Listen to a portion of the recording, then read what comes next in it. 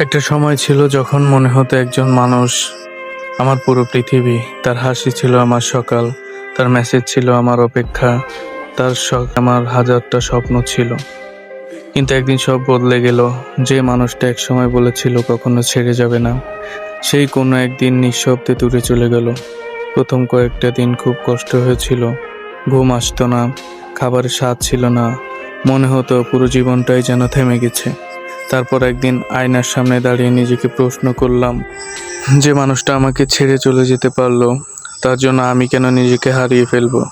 সেদিন থেকে নতুন করে শুরু করলাম, নিজেকে সময় দিলাম, নিজের স্বপ্নগুলো আবার গুছিয়ে নিলাম।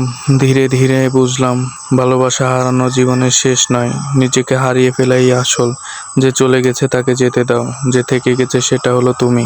তাই নিজের মূল্য বুঝো, নিজেকে গোছাও এবং নিজের ভবিষ্যৎকে আঁকড়ে রেখে বাঁচো।